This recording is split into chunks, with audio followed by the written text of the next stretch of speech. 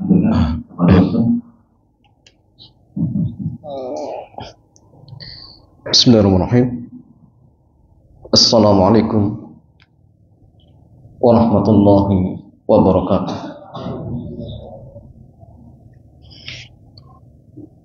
Alhamdulillah wassalatu wassalamu ala Rasulillah wa ala alihi wa sahbihi ajma'in, amma ba'd.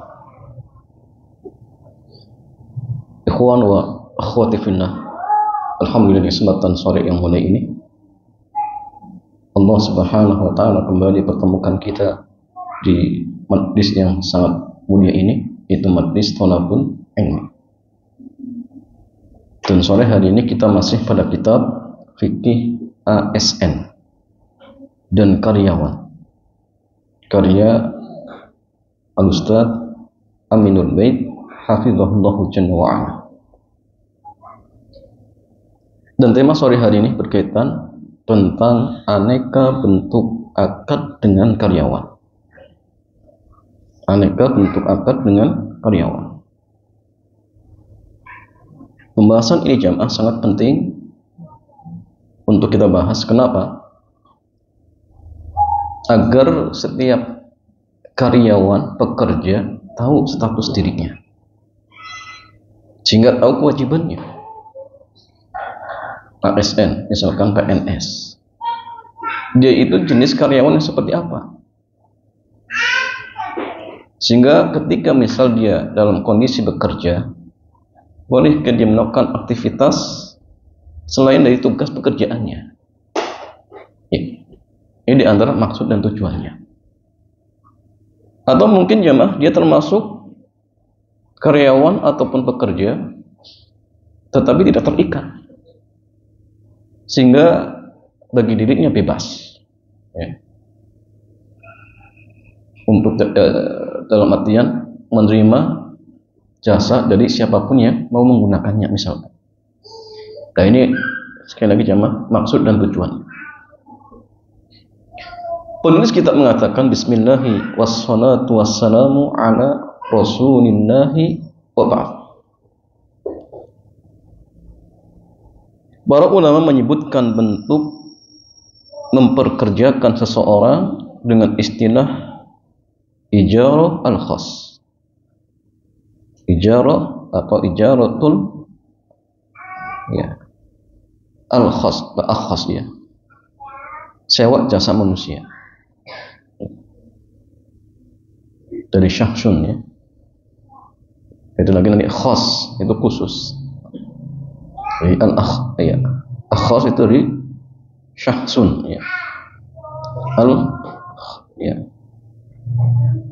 apa jamaahnya ini, bahasa ini sulit ya.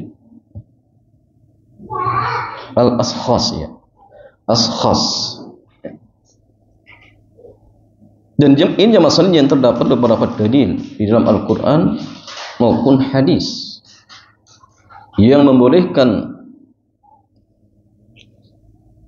ijarah seperti ini, ya. Di antaranya yang pertama ijarah al-istirdo, jasa menyusukan anak. Jasa menyusukan anak. Apa dalilnya? Dalilnya firman Allah di dalam surat At-Talaq ayat 6. Surat At-Talaq ayat 6. Allah Subhanahu wa taala berfirman, fa in arda'na lakum fa'atuhunna ujurahunna. Jika mereka menyusukan anak-anakmu, berikanlah upah untuk mereka. Ya, misal jamaah ada suami istri bercerai, ya, kemudian masih punya anak kecil, ya, ternyata anak ini ikut ayahnya misalkan, maka boleh dia cari wanita untuk menyusui anaknya, boleh. Dan akad seperti ini dianggap akad ijarah ashkhas, ya, memperkerjakan jasa manusia. Dan di sini jamaah sekalian, Allah membolehkan akad ijarah untuk menyusukan anak. Dan Allah Subhanahu wa taala perintahkan untuk memberikan upah atas kegiatan sang wanita menyusui anak seorang laki-laki. Nah, sehingga ini dalil bahwasannya ijarah al-ashkhas itu dibolehkan. Ya. Yang kedua, Allah takdirkan manusia memiliki kemampuan ekonomi yang berbeda-beda. Ya.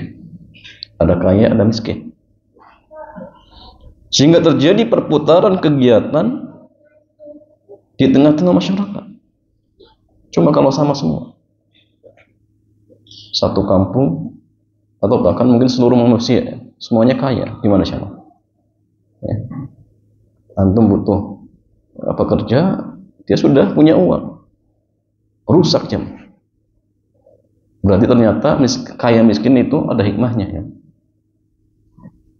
Yang kaya ya bersyukur, yang miskin syukur atau sabar ya? Sabar, sabar ya. Coba kalau semuanya miskin ya, gimana? Siapa yang mau memperkerjakan dirinya? Dan yang mau bayar? Jadi ada kaya miskin itu memang ada hikmahnya. Yang miskin nanti dapat pekerjaan, ya. Yang kaya kebutuhannya bisa terpenuhi dengan bantuan yang miskin seperti itu cuma. Nah, sehingga di antara kaidah beriman dengan takdir, maka wajib bagi kita untuk meyakini bahwa segala apa yang Allah takdirkan pasti ada hikmahnya. Itu wajib jemaah, pasti. Baik diketahui ataupun tidak. Baik diketahui ataupun tidak. Allah Subhanahu wa taala berfirman di dalam surat Az-Zukhruf ayat 32. Allah Jalla wa Ala berfirman, "Nahnu qasamna bainahum ma'isyatahum fil hayati dunya wa rafa'na ba'dahum fawqa ba'd darajatin yattakhidha ba'duhum ba'da sukhriyah." Kami telah membagi antara mereka penghidupan mereka di dunia, dan kami telah meninggikan sebagian mereka melebihi yang lainnya beberapa derajat, agar sebagian mereka dapat mempergunakan sebagian yang lain. Nah, ini dalilnya yang menunjukkan bahwasannya kenapa Allah menciptakan manusia berbeda-beda. Tujuannya agar satu dengan yang lainnya saling ta'awun. Al-birri wa taqwa, di atas kebaikan dan takwa. Itu penting jemaah. Maksudnya Allah Jalla wa Ala menjadikan manusia ada yang kaya dan ada yang miskin, sehingga mereka bisa saling membutuhkan. Ketika si kaya membutuhkan tenaga, dia bisa memperkerjakan yang miskin. Itulah makna agar sebagian mereka dapat mempergunakan sebagian yang lain. Itu maksudnya. Al-Imam Ar-Razi mengatakan, "Ai inna fa'alna dzalika li annana law sawwayna bainahum fi kulli hadhihi al-ahwal lam yahdum ahadun ahada wa lam yasir ahadun minhum musakhiran li ghairihi wa hina idzin yufti dzalika ila khirabin alami wa fasadin nidhamid dunya." Jadi maksud ayat ini, kata Ar-Razi, kami buat demikian karena jika semua manusia kami samakan kondisinya, maka tidak akan ada seseorang yang melayani orang lain. Ya. Kalau semua kondisinya sama-sama kaya, di akhir zaman jemaah akan terjadi suatu zaman yang dimana orang nggak butuh dengan harta. Ini belum terjadi kiamat, tapi mendekati akhir zaman. Bahkan diceritakan ada seseorang yang nenteng zakat emas keliling kampung, nggak ada yang terima, nggak ada yang terima. Dia nenteng zakat emas, nggak ada yang mau terima. Semuanya sudah kaya.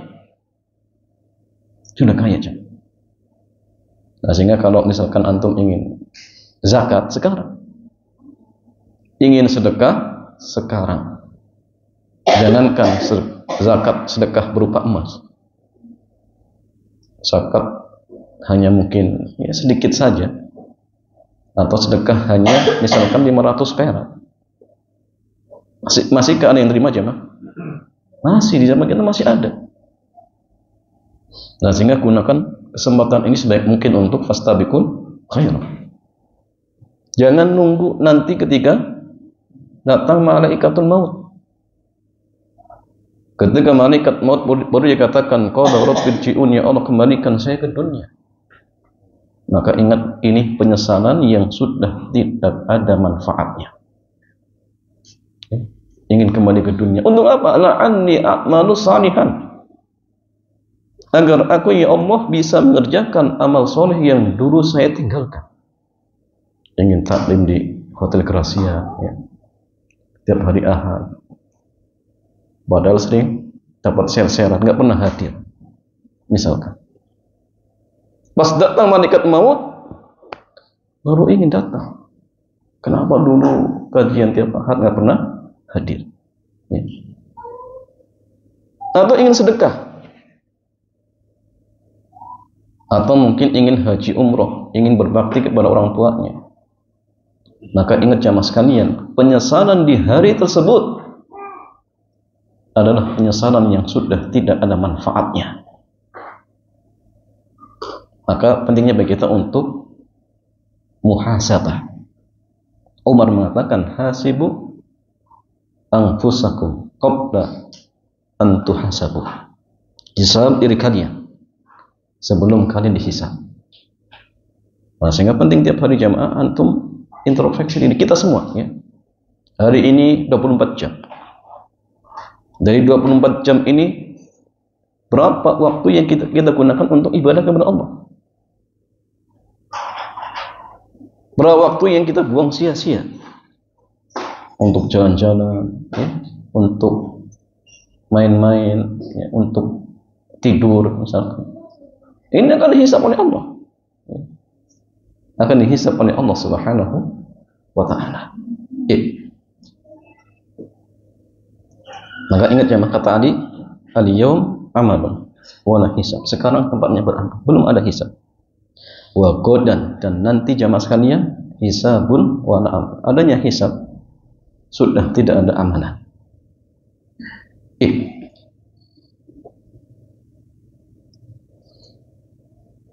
Ya, jadi maksud ayat ini, kata Ar-Razi, kami buat demikian karena jika semua manusia kami samakan kondisinya, maka tidak akan ada seorang yang melayani orang lain, dan tidak ada yang berada di bawah kendali yang lain, dan itu menyebabkan kekacauan alam dan kerusakan sistem kehidupan dunia. Rusak. Karena itu adanya akad ijarah al-ashkhas, ya. Al-ashkhas, ya. Al-kamakal termasuk kebutuhan paling primer dalam kehidupan manusia, dalam kehidupan bermasyarakat.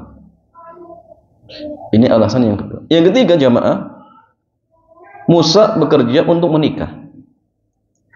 Allah bercerita tentang Syekhul Madyan yang menawarkan kepada Musa untuk bekerja di tempatnya. Dan ini jamaah diabadikan di dalam surat Al-Qasas ayat 27 sampai 28. Allah Subhanahu wa ta'ala berfirman, qala inni uridu an unkihaka ihdabnatayya hataini ala an ta'jurani thamaniya hijaj fa in atmamta ashran famin indik wa ma uridu an ashukka 'alaika satajiduni insyaallahu minas salihin. Qala dzalika baini wa baina ayyamal ajalaini qadaitu fala udwana 'alayya wallahu 'ala ma naqulu wakil. Berkatalah dia Syekhul Madyan, sungguhnya aku bermaksud menikahkan kamu dengan salah seorang dari kedua anakku ini atas dasar bahwa kamu bekerja denganku selama 8 tahun. 8 tahun itu kalau kerja berapa jam? Kalau sebulan 1 juta, Kalau 8 tahun berapa? Kali saja. Itu jadikan mahar sama. Ya. Jadikan mahar. Berarti maharnya mahal. Dan ini juga dalil bahwasannya mahar itu, bahkan sebagian ulama mengatakan harus dengan sesuatu yang bernilai. Ya. Walaupun ada yang mengatakan nilainya itu bisa berupa maknawi, bisa berupa materi. Tapi yang tepat materi. Sehingga kalau misalkan maharnya hafalan, tetap diusahakan ada sesuatu yang berupa materi. Entah seperangkat alat sholat, ya, cincin terbuat dari apa? Bukan besi, apa? Dari plastiknya. Kan ada nilainya, tidak masalah. Tapi kalau hanya hafalan saja, ini senang pendapat. Kalaupun hafalan, kalau bisa ditambah mengajarkan iqra kepada istri saya selama sebulan. Tidak masalah, ya, tidak masalah. Karena kalau mengajarkan itu ada jasanya, dan jasanya ini dijadikan apa sebagai mahar. Seperti ini, ya, ada jasa, ya, atau jual beli jasa seperti ini.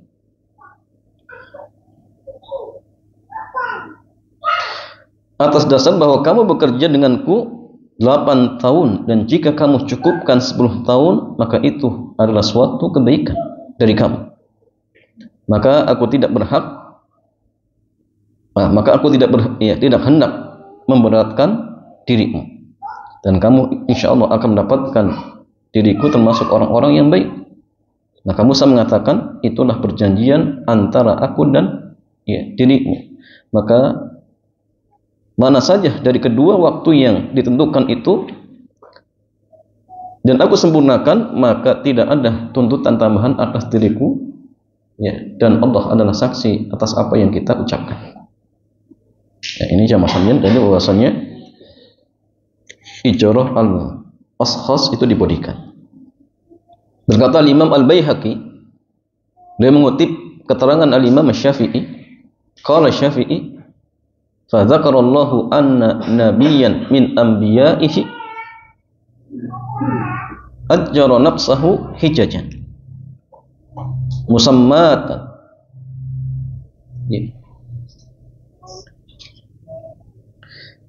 malaka biha bid'a imra'atin fadalla ala tajwizi al-ijarah.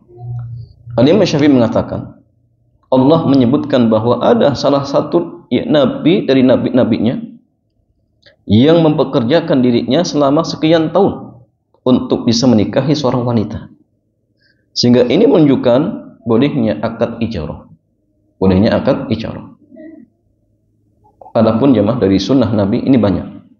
Di antaranya keterangan dari Ibunda Aisyah radhiyallahu taala anha, di mana beliau mengatakan wastajara Rasulullah sallallahu alaihi wasallam wa Abu Bakrin rajulan min bani ad-din, ya, hadiyan kirritan wa huwa ala dini kuffari Quraisy. Rasulullah SAW dan Abu Bakar radhiyallahu taala anhu pernah memperkerjakan seorang dari Bani Ad-Din sebagai penunjuk jalan yang mahir, sementara orang ini masih mengikuti agama kafir Quraisy. Nah, sehingga ini dari yang menunjukkan bahwasannya jual beli jasa itu dibolehkan, ijarah itu dibolehkan. Dan ini juga memberikan faedah kepada kita, boleh memperkerjakan non muslim, tidak masalah. Tapi ingat harus ikut aturan kita, harus. Itu pula jamaah, ini dari yang menunjukkan boleh muslim bermuamalah dengan non muslim, tidak masalah. Tetapi ada catatan, harus dikontrol. Ya, kenapa jamaah? Khawatir ya mereka melakukan akad-akad yang dilarang. Kita kerjasama, misalkan kita serahkan kepada non muslim untuk apa? Mengurusi ya, mungkin ya apa namanya jual belinya misalkan. Ternyata ketika praktek apa? Ada bis, ya, ada tipu-tipu misalkan, praktek ribanya, ini nggak boleh. Jadi boleh memperkerjakan mereka dengan catatan muslim tersebut apa jamaah? Ngawasi, kontrol. Ya, boleh, silakan. Dan harus ikut aturan kita. Tidak boleh ikut aturan mereka, nggak boleh.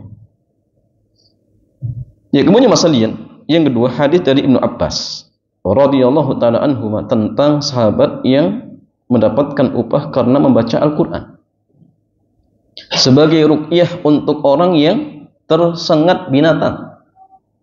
Lalu ada sahabat yang bertanya, apakah untuk Al-Qur'an kita boleh mengambil upah? Maka Nabi menjawab, inna ahaqqa ma akhadtum alaihi ajra kitabullah. Pekerjaan yang paling layak kalian ambil upahnya adalah mengajarkan kitabullah. Nah, ini juga dalilnya bahwasanya boleh guru TPQ dalam artian digaji itu boleh, nggak masalah. Bahkan Syekh Dr. Shalih Al Fauzan mengatakan boleh, nggak masalah. Hujahnya ini. Ya, jamaah sekalian, bagaimana bentuk-bentuk akad ijarah al-ashkhas? Maka akad ijarah seperti ini ada dua bentuk. Yang pertama akad ijarah dan yang kedua akad ju'alah. Sama-sama jual beli jasa, tapi istilahnya beda. Keduanya sama-sama jual beli jasa, hanya saja berbeda teknis perhitungan volume kerjanya. Untuk akad ijarah, perhitungan volume kerja berdasarkan rentang waktu tertentu. Jadi kalau ijarah itu berkaitan dengan waktu, sebulan, setahun, 2 tahun misalkan. Misalnya kerja dengan ukuran rentan bulanan atau tahunan atau sampai usia pensiunan sesuai kesepakatan. Ini namanya ijarah. Contoh akad ijarah adalah para karyawan di perusahaan yang sudah mengikat kontrak, baik tahunan maupun sampai pensiun. Selanjutnya fee ataupun ujroh atau gaji yang mereka dapatkan sesuai kesepakatan, baik dengan pembayaran bulanan atau pekanan. Itu urusan mereka ya. Sementara untuk ju'alah, perhitungan volume kerja berdasarkan perolehan target yang dicapai tanpa melihat rentang waktunya. Yang penting dilihat hasilnya ya. Misalnya masanian ya pasang iklan ya.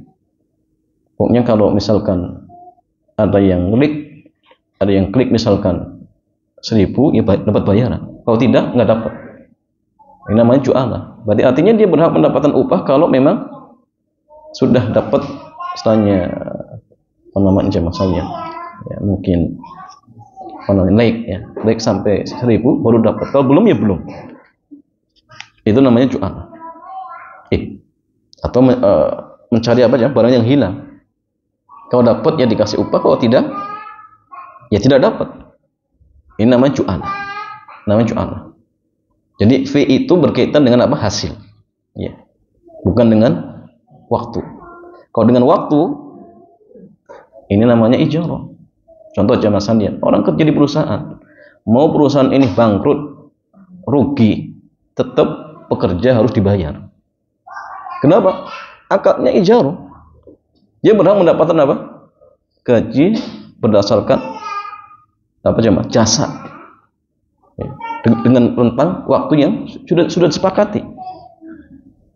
Masalah rugi dan tidak, ini urusan pemilik perusahaan. Ya, urusan pemilik perusahaan. Nah, jangan kemudian pas rugi akhirnya nggak digaji, ini beda jamaah. Kecuali sama-sama pemegang saham, itu beda urusannya. Tergantung kesepakatan bagi hasilnya. Ada untung ya dibagi, tidak ada untung ya apa jamaah? Ya bagi rugi. Nah, ini namanya apa? Musyarakah seperti itu. Contoh akad ju'alah, si A meminta kepada si B untuk memperbaiki laptopnya yang terkena virus. Dia menjanjikan jika berhasil akan dibayar 100.000. Sebaliknya, jika tidak berhasil, tidak dibayar. Dalam waktu 1 jam si B berhasil dan dia berhak mendapatkan 100.000. Baik akad ijarah maupun ju'alah, keduanya dibolehkan di dalam syariat, boleh. Karena sama-sama jual beli jasa. Di dalam Al-Quran terdapat banyak ayat yang menunjukkan bolehnya akad ijarah. Sebagaimana beberapa ayat yang telah kami sebutkan di atas tadi. Sementara akad ju'alah juga kita temukan kasusnya di dalam Al-Quran. Di antaranya cuplikan kisah di zaman Nabi Yusuf alaihissalam. Pada saat Nabi Yusuf mengumumkan ada yang mencuri kantang raja, beliau memberi janji siapa yang berhasil menangkap pencuri itu akan mendapatkan upah sekian. Ya, Allah ceritakan di dalam Al-Quran bahwa para petugas keamanan mengatakan waliman ja'a bihi himlu ba'ir. Siapa yang dapat mengembalikannya akan memperoleh bahan makanan seberat beban unta. Ini namanya ju'alah. Artinya jemaah sekalian, kalau misal dia sudah mencari tapi nggak dapat, ya tidak dapat bayaran. Tapi yang berusaha mencari kemudian mendapatkannya, maka dia berhak. Ini namanya ju'alah. Jadi fee itu tergantung hasil, bukan apa? Rentang waktu kerja, bukan. Para ulama juga sepakat bahwa transaksi ju'alah hukumnya boleh. Ijma, boleh. Seperti yang dinyatakan oleh Imam Ibnu Qudamah.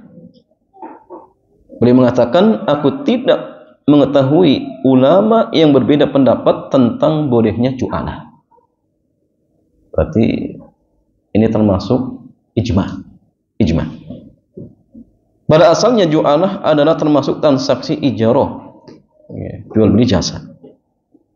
Namun jamaah sekalian, terdapat beberapa kelonggaran dalam transaksi ju'alah yang tidak dijumpai dalam transaksi ijarah. Dalam transaksi ju'alah dibolehkan ada ketidakjelasan volume pekerjaan yang dilakukan. Jadi artinya jamaah nggak harus sebulan, 2 bulan, itu nggak jelas, terserah. Antum mau cari barang itu, ya, sampai setahun, 2 tahun, itu urusan antum. Yang penting, ya, berhasil dan tidak. Kalau antum berhasil, hanya 3 hari dicari dapat, ya, apa? Bayaran. Tapi kalau kamu misalkan dapatnya setelah 2 tahun mencari, misal, ya dapat sama. Nah, jadi waktu ini jamaah tidak masalah, mau jelas dan tidaknya tidak masalah. Ini dalam akad ju'alah. Misal pekerjaan menjualkan mobil, boleh jadi ada orang yang bisa menjualkan mobil itu dalam waktu sehari. Bisa jadi ada yang baru bisa menjualkan setelah iklan setahun. Misal jamaah, ada teman antum mau jual rumah, anak punya rumah mau dijual, silahkan antum tawarkan ke seseorang ataupun orang lain. Silahkan tawarkan, nanti kalau laku antum dapat bayaran dari saya sekian. Misalkan, ini ju'alah jemaah. Ini akad ju'alah. 3 hari laku, ya dapat bayaran. Ternyata setahun nggak laku juga, ya belum dapat. 2 tahun baru laku, ya dapat baru jemaah. Maka rentang waktu ini walaupun tidak jelas, maka tidak masalah. Dan sekarang yang masalahnya perbedaan ijarah dengan ju'alah. Baik ijarah maupun ju'alah, keduanya sama-sama akad jual beli jasa. Sehingga dalam kedua transaksi tersebut boleh ada bayaran atau iwad. Boleh ada bayaran.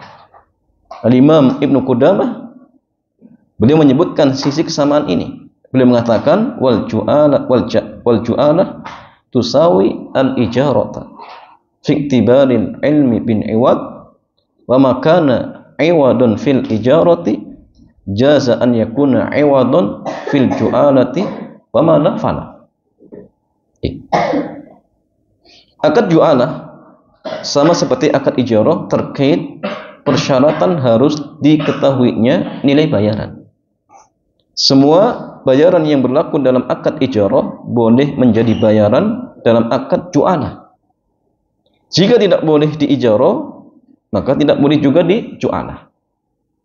Jadi kalau upahnya jelas, ya, kalau kamu dapat akan dibayar 100.000. Itu pula sama ya, diijarah juga harus jelas. Pak, panjenengan mau ngontrak rumah saya sebulan, bayarannya 100.000. Atau harus jelas ya, harus jelas. Jadi kalau misalkan hanya sekedar, Pak silakan kalau mau ngontrak rumah saya, bayarnya terserah, itu nggak boleh jamaah. Berarti upahnya nggak jelas, ya, harganya nggak jelas. Sehingga di sini ada jahalah, sehingga akadnya batil. Akadnya batil. Ya, tetapi harus ditentukan berapa sih bayarannya. Namun di sana ada beberapa perbedaan antara ju'alah dengan ijarah. Ada perbedaan. Yang pertama jamaah sekalian, dilihat dari kekuatan ikatannya. Akad ijarah merupakan akad lazim kedua pihak. Sehingga ketika akad ijarah sudah disepakati, maka tidak boleh dibatalkan secara sepihak. Jadi akad lazim itu maksudnya gini jamaah, kalau akad itu sudah berlaku, tidak boleh dibatalkan hanya sepihak saja. Oh anak nggak jadi ngontrak, sudah sepakat, ini nggak bisa. Atau yang punya rumah, Afan ya, rumah ini mau saya pakai, padahal sudah terjadi akad, itu nggak bisa. Namanya akad lazim. Jual beli juga lazim.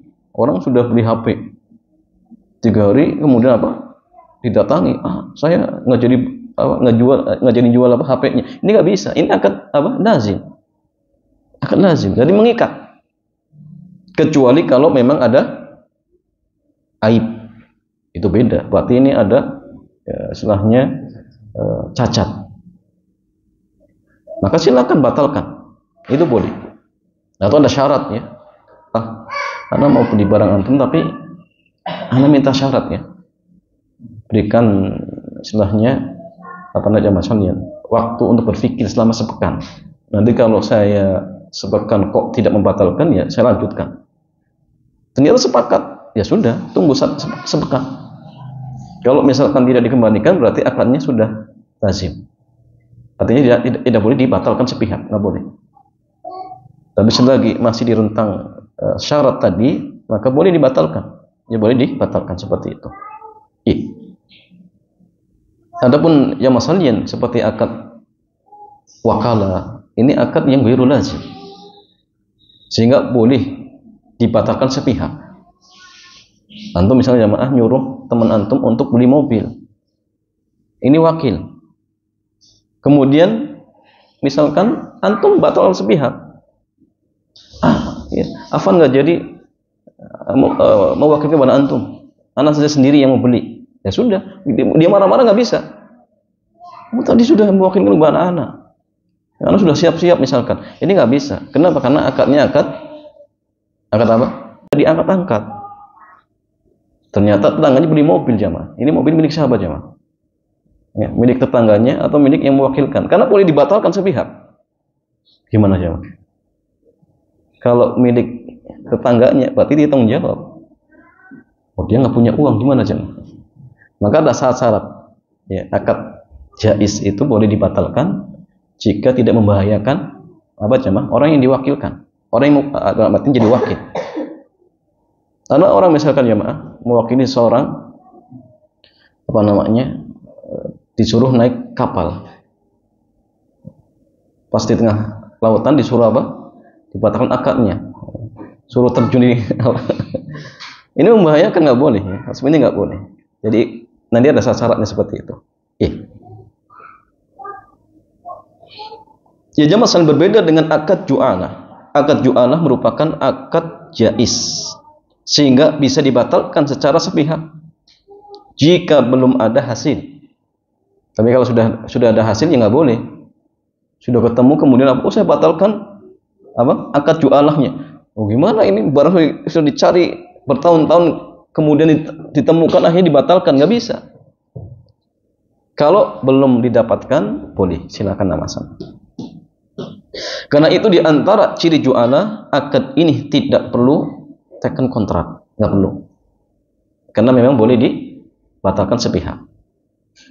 Dalam Asnal Matalib, referensi Syafi'iyah disebutkan al-ju'alatu jaizatun minal janibain qabla tamamin amali li'annaha ta'diku istihqaqin bisyartin.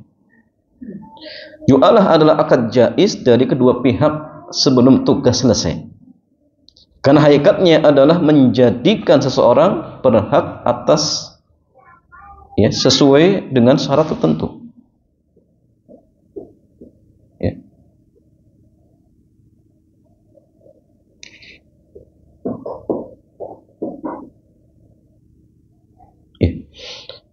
Begitu juga keterangan yang lain disampaikan oleh Imam Ibnu Qudamah. Dia mengatakan al-ju'alatu aqdun jaiz. Jadi ju'al itu akad jaiz. Fala yulzimuhu bid-dukhuli fiha ma'al gharari dararun bi khilafil ijarati fa innaha aqdun lazimun. Ju'alah adalah akad jaiz.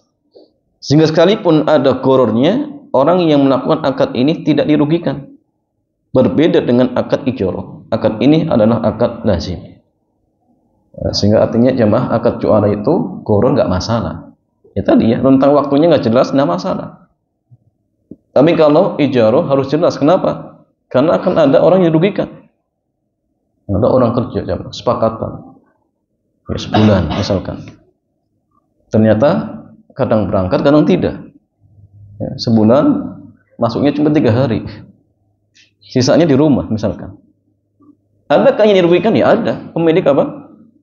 Atau yang membayar jasanya. Ini orang sudah dibayar tapi ya tidak bekerja misalkan. Nah, sehingga tidak boleh. Jadi harus ada kejelasan. Harus ada kejelasan. Yang kedua, dilihat dari pelaku akad. Pelaksana akad ijarah harus orang tertentu atau pihak tertentu. Berbeda dengan akad ju'alah, pelakunya bebas. Al-Imam As-Suyuti dia mengatakan ta'yinul amili yu'tabaru fil ijarati dunal ju'alah.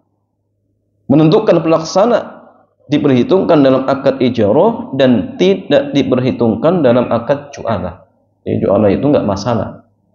Mau orangnya beda-beda enggak masalah. Intinya hasil. Intinya hasilnya apa? Terwujud ataupun tercapai. Pelaksana akad tertentu artinya tidak bisa dilakukan sembarangan orang atau sembarang orang. Misalnya jika saya melakukan akad ijarah dengan si A untuk les privat anak saya misalkan, maka yang harus mengajar les privat adalah si A atau orang yang direkomendasikan si A yang saya setujui, sehingga tidak bisa sembarang orang datang untuk mengajar anak saya. Yang ini ijarah. Berbeda dengan akad ju'alah. Siapapun boleh ikut bergabung untuk berhak mendapat upah. Misalnya siapapun yang bisa menemukan mobil Pak RT yang hilang, maka dia akan mendapatkan 10 juta. Semua warga yang mendapat pengumuman ini berhak untuk bersama-sama mencarinya. Dan jika ketemu, siapapun bisa dapat 10 juta. Dalam Al-Hawi Al-Kabir, referensi Syafi'iyah dinyatakan al-ju'alatu tasihu min ghairi muayyanin ka qawlihi man ja'ani bi abdin abiki falahu dinar wa in lam yata'ayyan al-ja'i bihi fa ayyun nasi ja'a bihi falahu dinar wal ijaratu la tasihu illa ma'a man yata'ayyanul aqdu alaih. Ju'alah sah dari pelaksana yang tidak tertentu. Misalnya si A mengatakan, siapa yang bisa menemukan budakku yang melarikan diri, maka dia saya kasih, ini kok 2 dinar jemaah. Dinar itu ya 1 dinar. Ya. Pemilik tidak menentukan siapa yang bisa menemukannya. Karena itu siapapun yang berhak menemukannya berhak mendapatkan 1 dinar. Sementara ijarah tidak sah kecuali dengan orang yang ditentukan ketika akad. Itu bedanya. Yang ketiga jemaah sekalian, perbedaan dilihat dari volume kerja. Volume kerja akad ijarah harus jelas, sementara volume kerja akad ju'alah boleh tidak jelas. Karena yang menjadi acuan adalah target.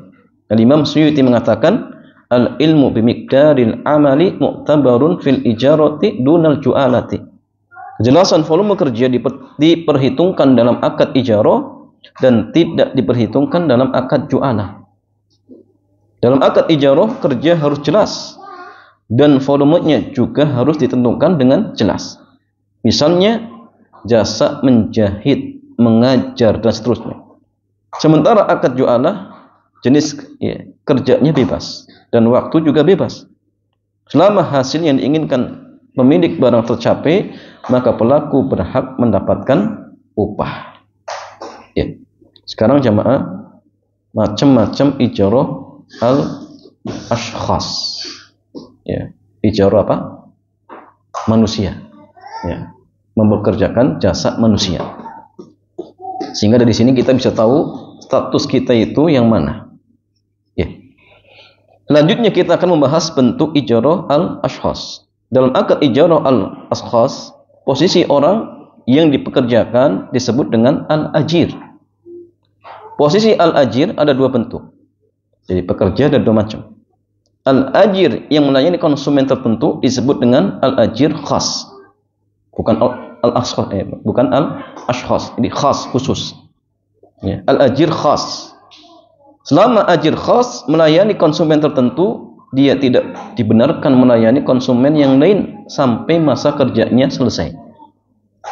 Jika dia melayani konsumen yang lain, termasuk pelanggaran dan bahkan tindakan khianat.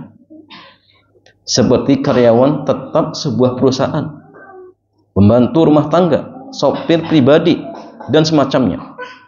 Selama masa kerja belum selesai, dia tidak diperkenankan untuk memberi layanan orang lain. Ya. Volume bekerja al-ajir khas mengacu kepada rentan waktu sesuai yang disepakati.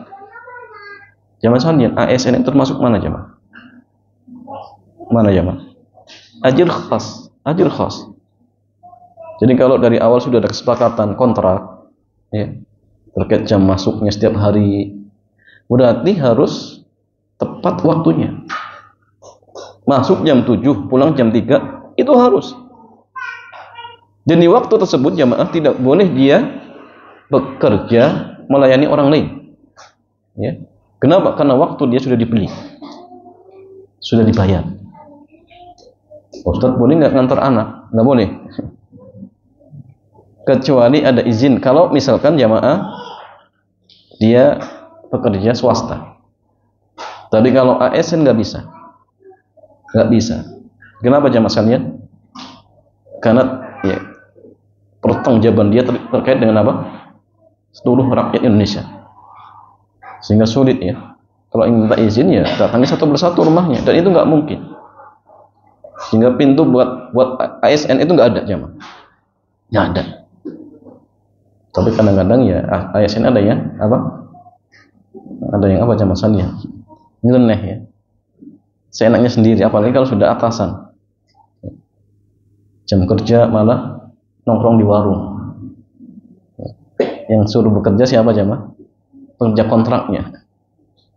Nah ini jamaah, ini khianat ya, khianat. Yang kedua, al-ajir yang bisa melayani banyak konsumen disebut dengan al-ajir ya, al-am atau al-ajir al-mushtarak. Ajir mushtarak boleh melayani beberapa konsumen sesuai kemampuannya. Ukuran volume kerja mengacu kepada hasil dengan batas waktu yang disepakati. Misalnya jasa servis alat-alat elektronik, jasa menjahit ya, pakaian, jasa sol sepatu, dan seterusnya. Para penjual jasa ini bisa melayani banyak konsumen dalam satu rentang waktu yang sama. Karena ini bukan khas ya, bukan ajir al-khas ya, bukan al-ashkhas, khas ya, bukan. Dalam ensiklopedi fikih dinyatakan ijaratul ashkhas taqa'u ala suratain. Ajirun khas ustujiru ala an ya'mala lil mustajiri faqat kal khadim wal muwazzaf.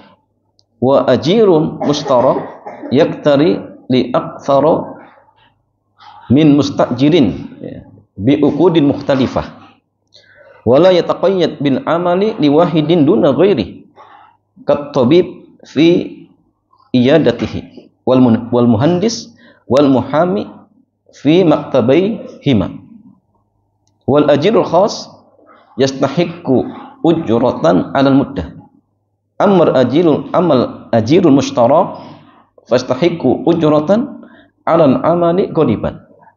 Jadi ijarah al ashkhas ya, al ashkhas ya.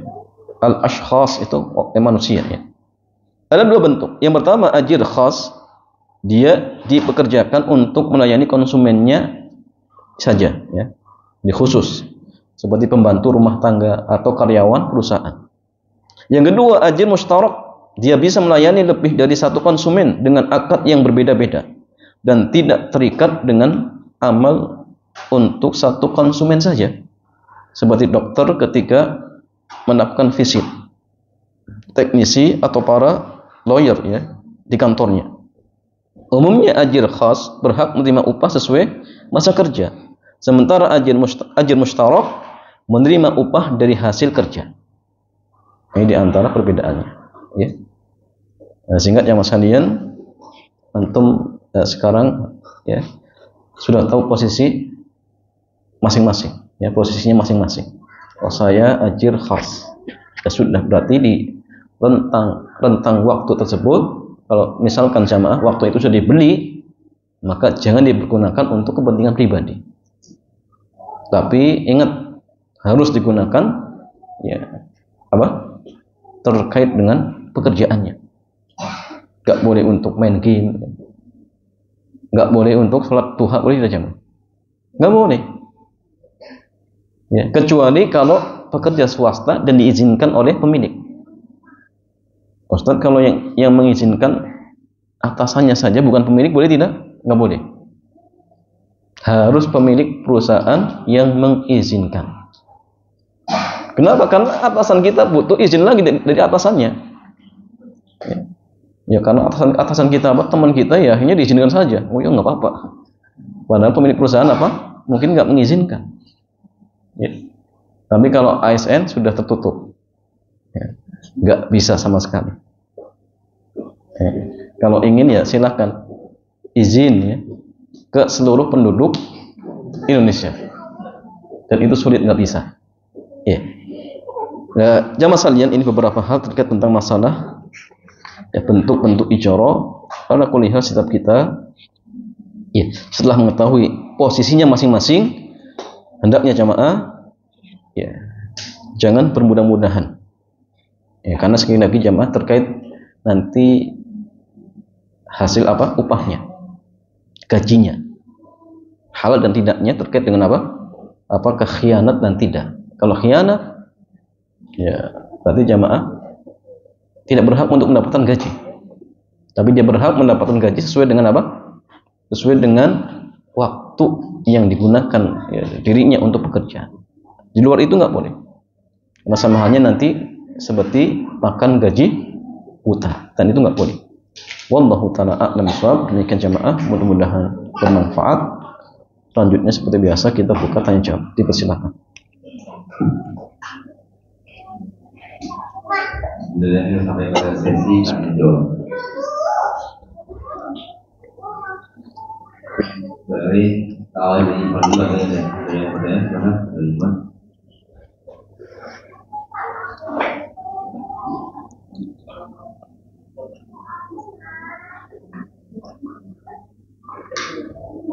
Yang dari apa? Kalau itu kan sebuah keluarga dan tim selalu ada dari Allah. Amin. Sebenarnya saya bekerja di perusahaan swasta bidang pengadaan barang dan jasa. Dan perusahaan saya banyak dari pemerintah. Apa? Saya mengurus proses pencairan agar apa? Perusahaan apa? Pengadaan barang dan jasa. Klien perusahaan saya banyak dari pemerintah. Saat saya mengurus proses pencairan agar proyek perusahaan kami dibayarkan, kami merasa dipersulit. Kemudian dari pihak dinas meminta agar pimpinan kami menemuinya yang akhirnya tidak meminta dibayar. Apakah kami diperbolehkan memberikan imbalan tersebut? Ya. Ya, jamaah sekalian, ada sebuah perusahaan swasta yang dimana kliennya banyak apa? Dinas pemerintahan. Ya. Ketika sudah melakukan pekerjaan, ternyata untuk pencairan uang nggak mudah. Ya, dari pihak dinas mempersulit. Bisa cair dengan catatan ada embel-embelnya. Ya, atau bahasa kasarnya apa? Uang sokok. Uang sokok. Kalau nggak dikasih nggak keluar, atau diperlambat, dipersulit. Sehingga apakah dibolehkan dari pihak tadi perusahaan swasta tersebut, atau dalam artian ya, siapa jamaah tadi pekerjanya memberikan sokok untuk mengambil hak? Boleh tidak jamaah? Tuh, yang akhwat boleh katanya. Soalnya boleh jamaah. Karena yang namanya sokok itu apa bahasanya? Rosi wal apa jamaah? Orang yang nyokok dan yang disokok tempatnya di neraka. Di sokok itu artinya apa? Memberikan hadiah untuk membatilkan yang benar dan membenarkan yang batil. Jadi kalau memberikan hadiah dalam rangka untuk mengambil hak, maka buat kita bukan sokok, tapi buat yang terima tetap sokok. Jadi yang terima berdosa, kita tidak. Kenapa? Karena mengambil hak. Kalau enggak dipersulit misalkan. Nah tentunya kalau bisa dengan usaha dulu. Kalau dengan usaha tanpa nyokok, maka nggak perlu. Tapi kalau misalkan terpaksa karena memang nggak bisa, ya sudah, nggak masalah. Apalagi misal uangnya sangat dibutuhkan. Kalau tidak segera diambil sekarang, ini perusahaan akan terjadi sesuatu goncang. Apalagi pas pertempatan tanggal-tanggal tua, harus apa? Memberikan gaji dan sebagainya misalkan. Maka ketika itu tidak masalah. Dan buat yang ngasih bukan sokok, tapi yang terima tetap sokok. Haram buat mereka, tapi tidak haram buat yang ngasih. Ya Allah Ta'ala a'lam bishawab.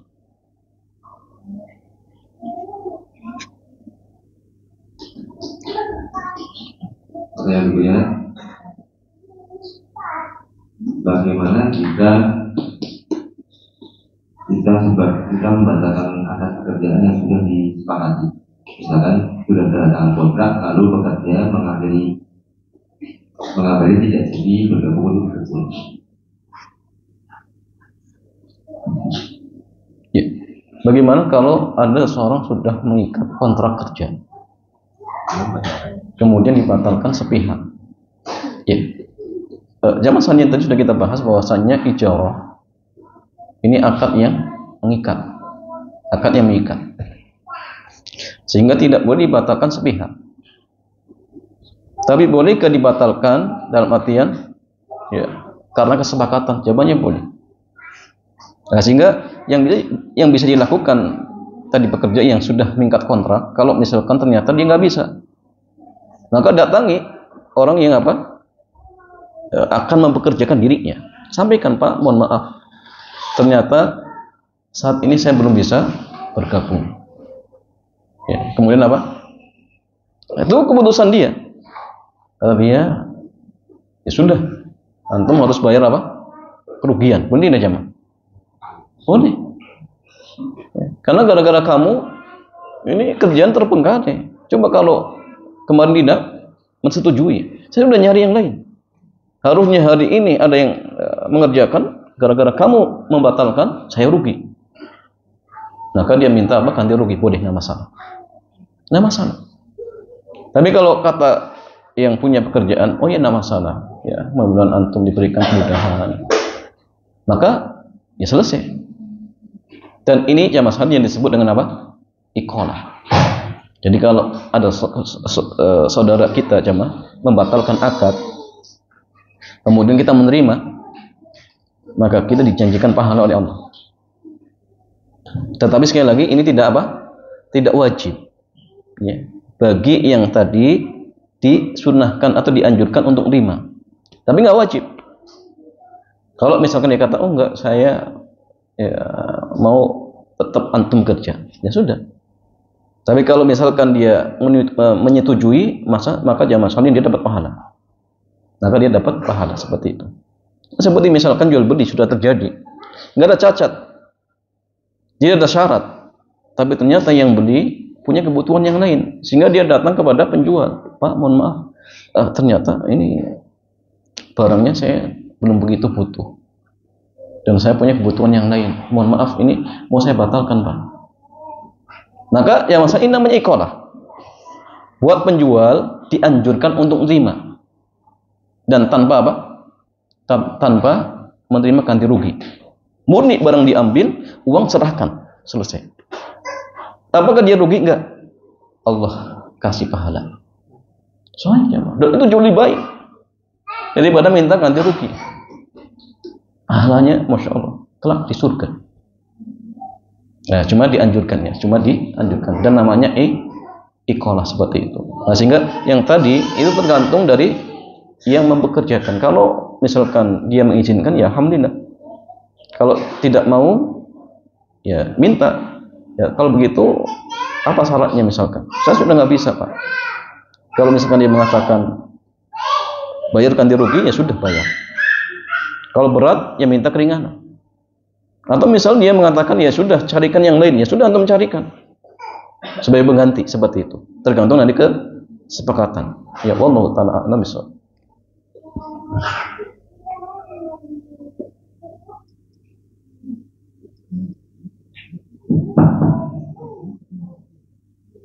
Ada pertanyaan jual kan? Jadi kalau yang membatalkan kontrak itu tidak diizinkan, berarti dia terus boleh jual.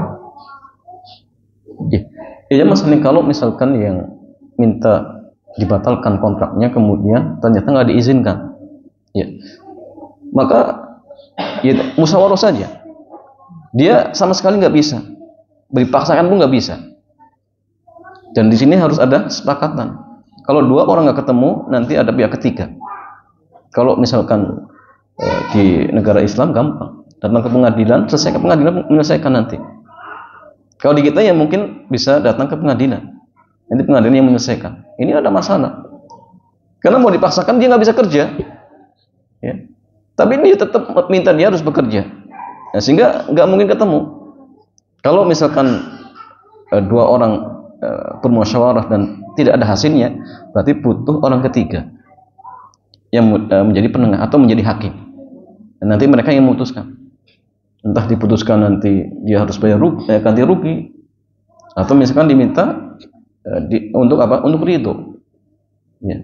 Itu nanti harus ada pihak ketiga. Kalau misalkan dua orang tersebut tidak tercapai kesepakatan seperti itu. Wallahu a'lam. Jadi Ibu barangkali yang mau bertanya.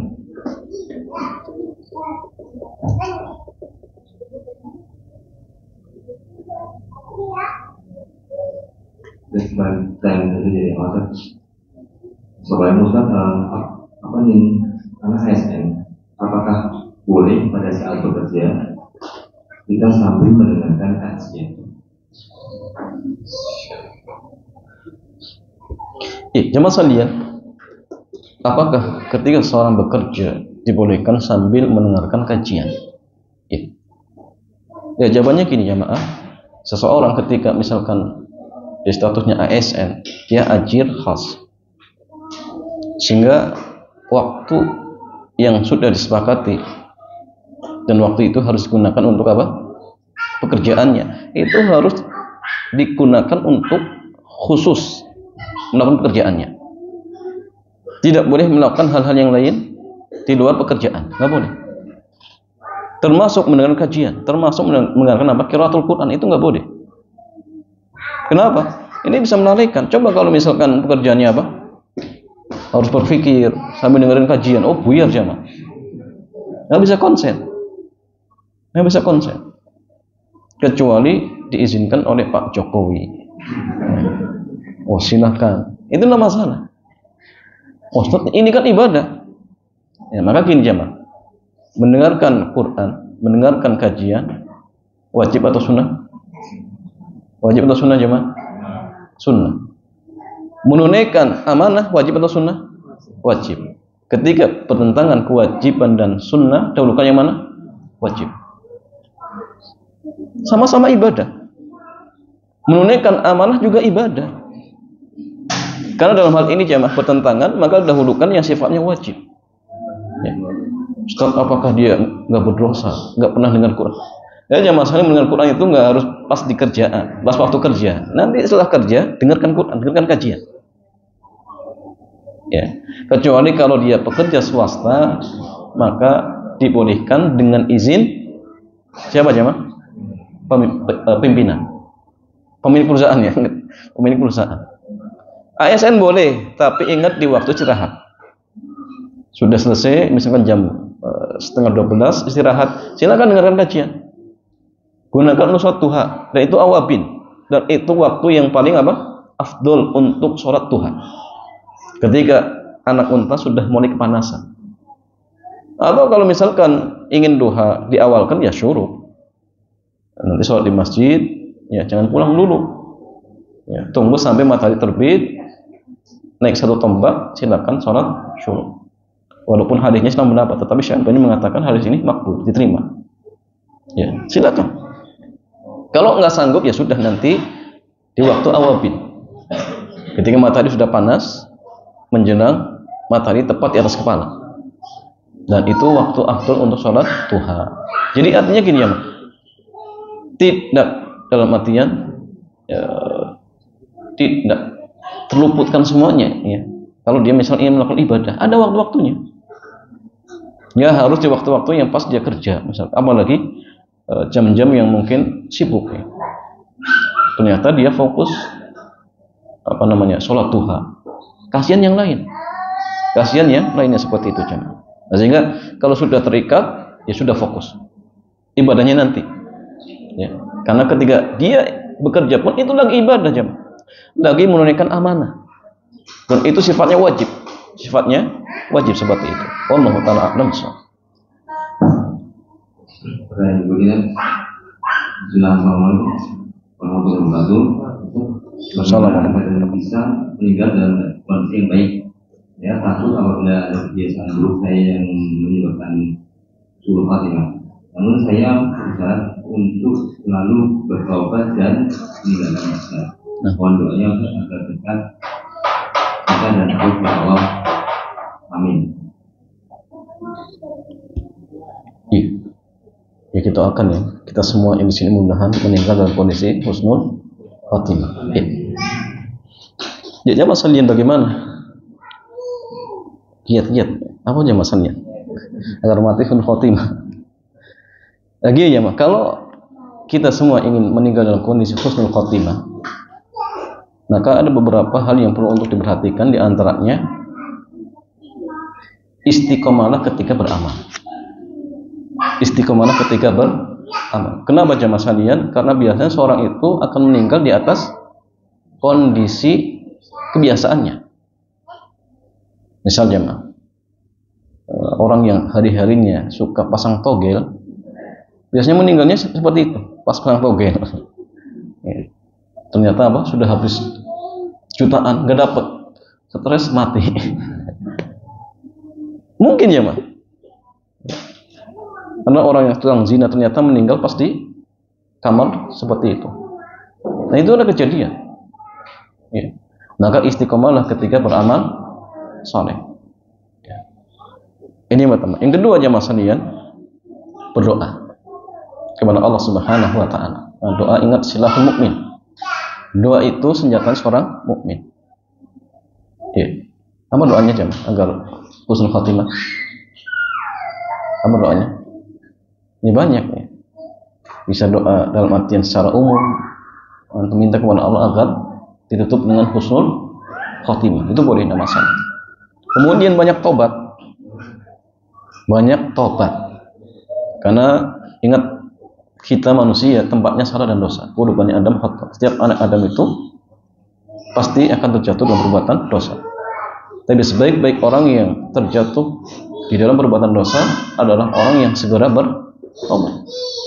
Jadi artinya kalau tiap hari bertobat kepada Allah, maka Nabi mengatakan at-taibu kama la dzambana. Orang yang bertobat itu seperti orang yang tidak punya dosa. Berarti artinya kalau dia meninggal dalam kondisi sudah bertobat, berarti dia meninggal dalam kondisi husnul khotimah. Kemudian yang berikutnya gini ya, orang dianggap meninggal husnul khotimah itu adalah orang yang meninggal di atas manhaj dan akidah yang lurus. Sebagaimana yang dikatakan oleh Syekh Muhammad bin Shalih Al-Utsaimin. Jadi kalau kita ingin meninggal di atas husnul khotimah, berarti perbaiki akidah kita, perbaiki manhaj kita. Ya. Karena gini jemaah, ada orang meninggal, sholatnya rajin, qiraatul Qur'annya rajin, misalkan. Tapi dia mengkafirkan kaum mukminin yang terjatuh dalam perbuatan dosa, seperti orang Khawarij.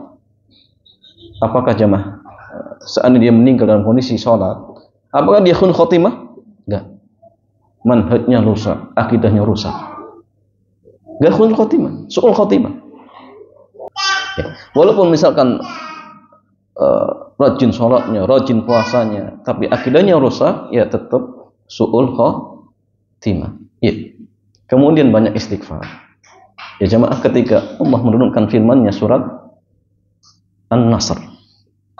Ini surat yang diturunkan di tahun akhir-akhir 10 Hijriah.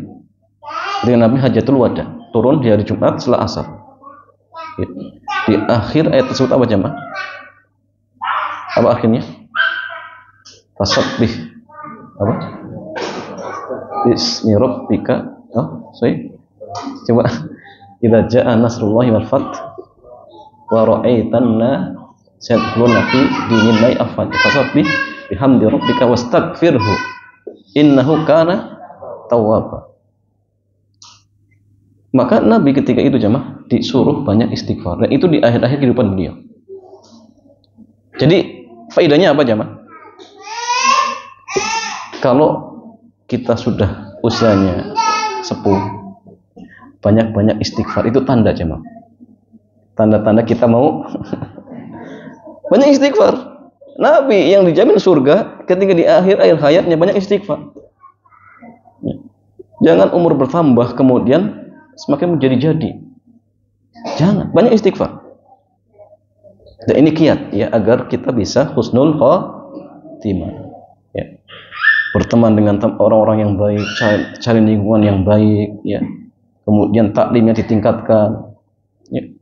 Artinya masalahnya tingkatkan ketakwaan kita kepada Allah, maka dengan hal ini mudah-mudahan kita akan meninggal di atas husnul khotimah seperti itu. Wallahu taala a'lam.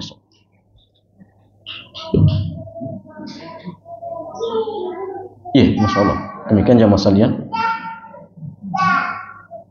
Sudah hampir maghrib jamaah.